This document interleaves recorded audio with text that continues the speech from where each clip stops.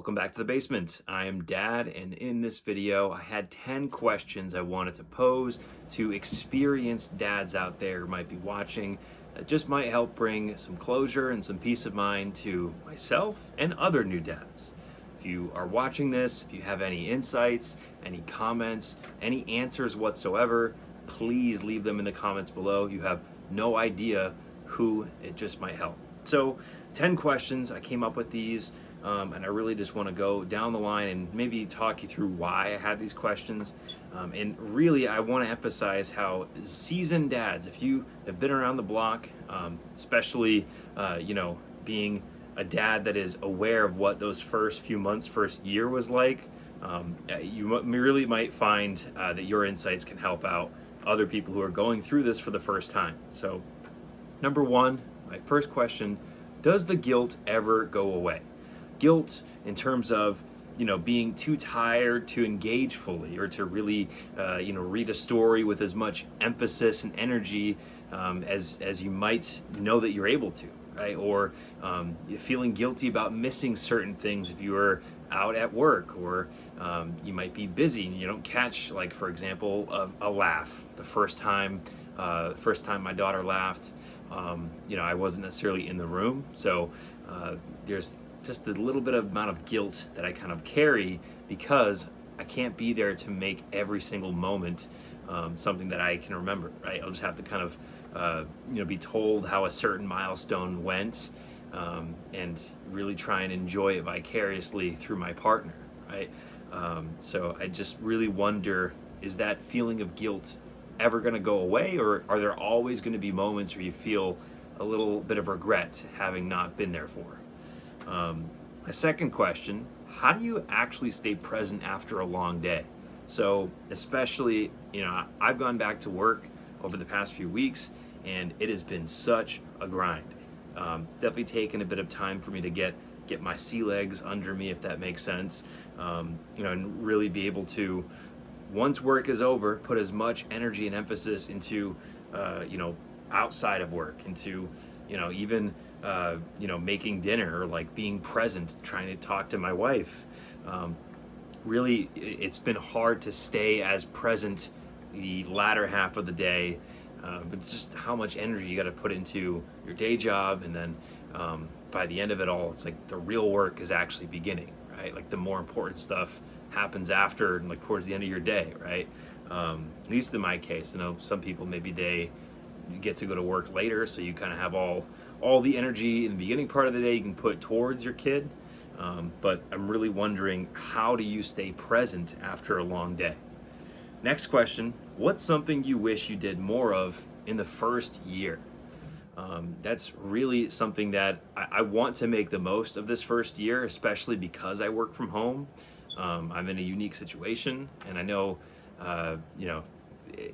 it's always kind of like hindsight is 2020, right? So if you are a seasoned dad and there's some things that you can now look back on now that your kid's older, maybe they're in school already, and so now, like, there's even just straight up less time that you can hang out and be around them, right? What's something that you wish you did more of in the first year of your kid's life that you can't do anymore, right? I think there's a lot of there's a lot of, like, not stigma, but like the first year of a baby's life, at least for a dad, like, I feel like it's often looked at as hell. Like, it's a living hell. You don't sleep, you eat when you can, and mentally you're like all over the place, and you're trying to like adjust all aspects of your life now. So I feel like it can be easy to overlook the parts that are really great about the first year. Like, I can imagine in a few years when my daughter starts to get even more of a personality and is more vocal and, throwing tantrums and things like that, it's going to be like harder to overcome that, or to like deal with that. Whereas right now, like, the things that she is upset about are all, for the most part, like, kind of outside of her control, right? Like, she's either hungry or she has gas. Like, these are all problems that are like understandable, right? but the problems can get more complex as they get older, right? So maybe just the simplicity of what challenges looked like in the first year, maybe you missed that. So that's my third question. Number four, man, this is probably the most important question on the list for me. How do you keep your relationship strong when the baby takes up all of your energy? Man, I find it where like it's 8 o'clock and we're in the process of trying to put baby to sleep.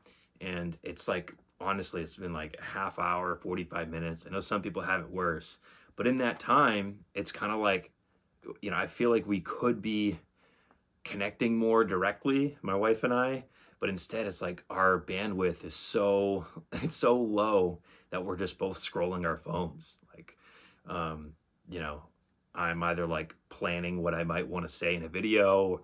She might be scrolling, different photos she's taken of the baby that day. Um, there's I think a lot of moments where if we didn't have the variable of a baby involved, there'd be a stronger connection made in those times.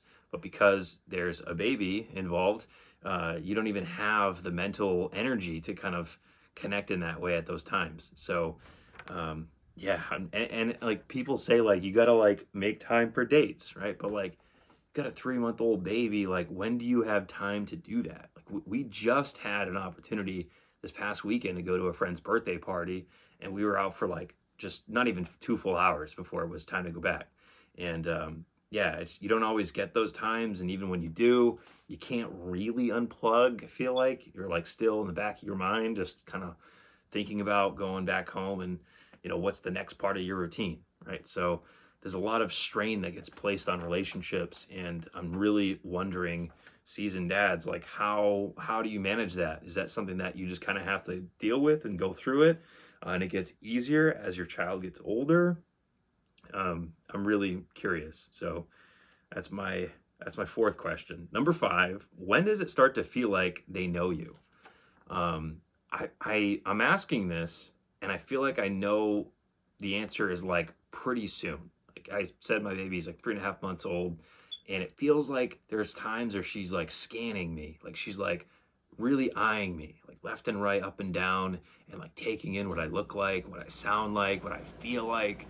And so I think it's starting, but maybe there's a more tangible moment. Maybe it's like when they can laugh, like very clearly laugh at you or with you, or if you could tell that they're really listening to the sound of their name, right, when you call their name.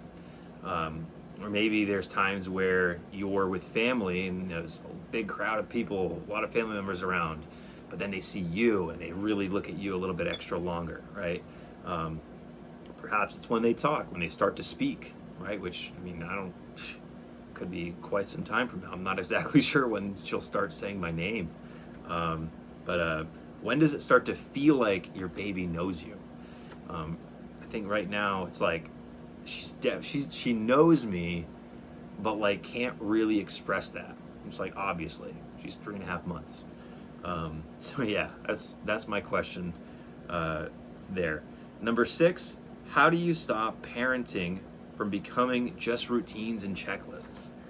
I imagine that comes when they're a toddler, right? When like their personality is more apparent, they're talking more, there's more of a back and forth versus like we're kind of just talking at her and she's taking in whatever she might be taking in.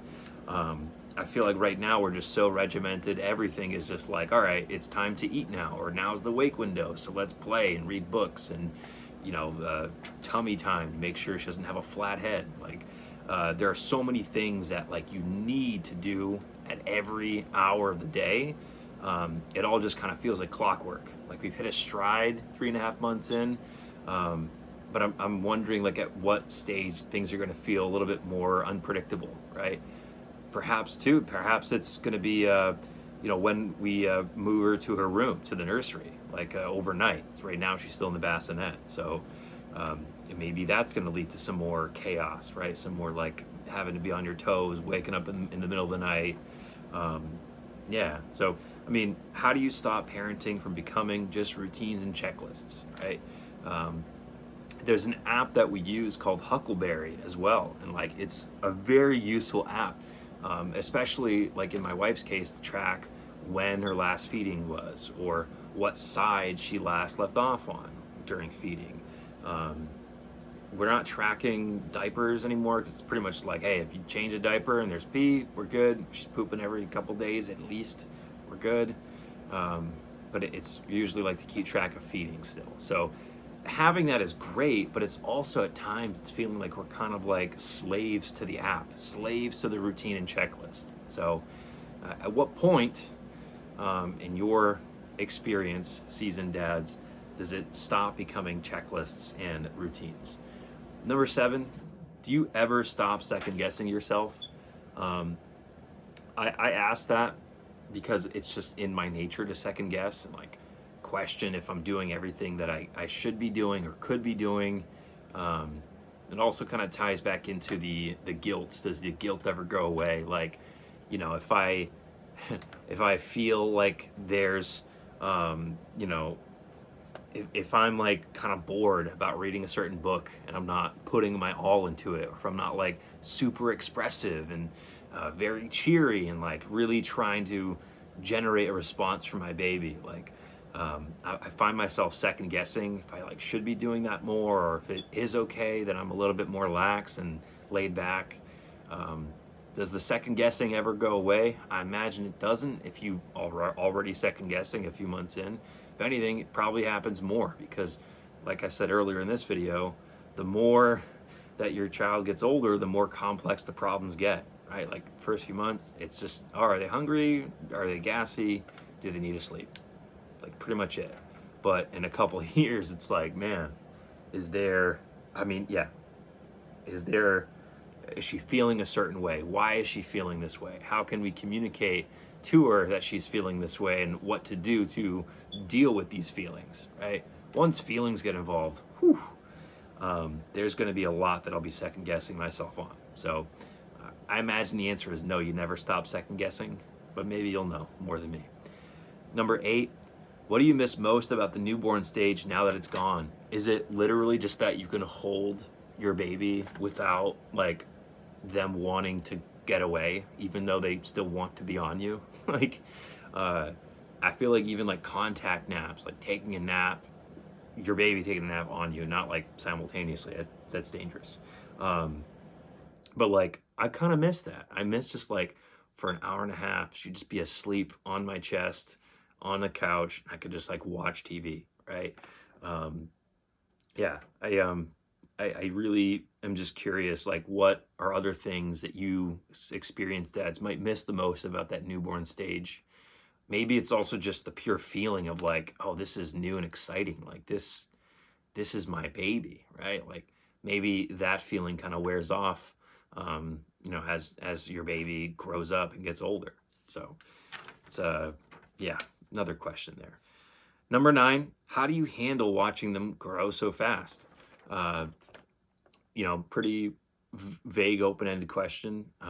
For me, it's just been like, man, it's so crazy to even look back at pictures from 2 months ago and just see physically how different she looks. Um, and then, yeah, the way that she'll look around and like really take in all of her surroundings. It's like, it's pretty wild to actually see that and to be able to like, I mean, remember like it was yesterday what life was when she was just born or before she was born. So I think how I'm handling that is really just like appreciating it and trying to, in those moments, not get so far ahead of myself, like what she'll be like in a year or 5 years, and also not trying to be too nostalgic, right? Like trying to be present, I think is a very important thing in those moments where like it feels like things are happening faster than they really are. It's that saying like the days are short, but the days are long, but the years are short. Yeah, I think that kind of resonates. And then final question, number 10, what's something you used to worry about constantly that ended up not mattering at all? Um, that's, I think, a very important question to ask because going through this whole thing for the first time, you're not necessarily sure if, certain you know, if certain aspects are supposed to be hard or they're supposed to be easy, or if it's different for everyone. Um, you know, there are certain things that are valid concerns, but others that you're like, this is just what happens with a baby. Like, I remember the first couple of weeks, just like, is this crying for a reason, or is this just crying because she's a baby, right? Having to figure that out.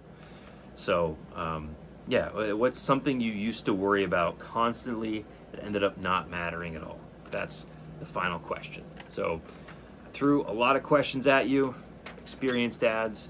Please drop your wisdom on me. I'm brand new at this. Like I I have no clue what I'm doing, right? Even though sometimes it feels like I do, tomorrow a whole new set of problems could arise and I'll absolutely need help. So it's also a big reason I wanted to make this channel.